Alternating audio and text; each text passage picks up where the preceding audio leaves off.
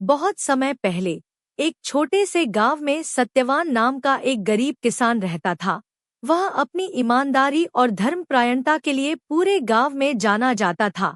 सत्यवान की जिंदगी कठिन थी, लेकिन उसने कभी भी कठिनाई से समझौता नहीं किया। वह हमेशा भगवान का नाम लेकर अपने कार्यों को पूरा करता और दूसरों की मदद के लिए तत्पर रहता।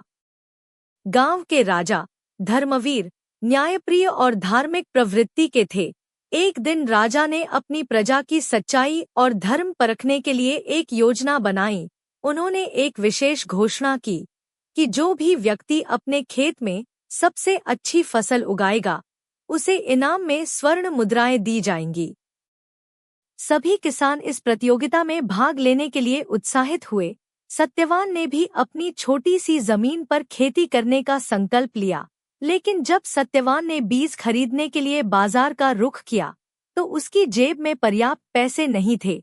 उसने सोच विचार कर पुराने बीजों से ही खेती करने का निश्चय किया। जबकि अन्य किसानों ने नए और महंगे बीज खरीदे, सत्यवान ने भगवान पर भरोसा रखते हुए अपने पुराने बीजों से खेती शुरू की। वह प्रतिदिन अपनी फसल की देखभाल करता और भगवान से प्रार्थना करता।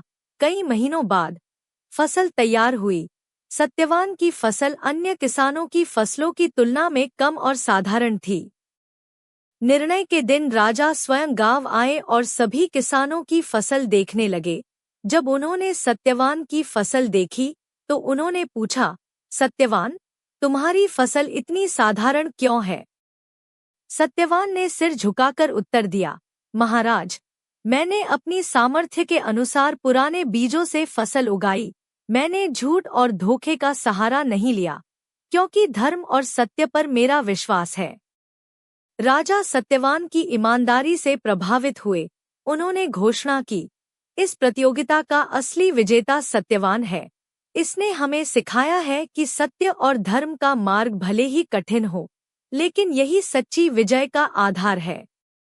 राजा ने सत्यवान को स्वर्ण मुद्राएं और गांव की एक बड़ी जमीन उपहार में दी।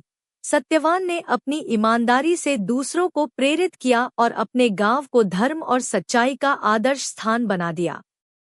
आशा करती हूँ आपको कहानी पसंद आई होगी। कहानी पसंद आई हो तो वीडियो को लाइक करें, शेयर करें और चैनल को सब्सक्राइब करें।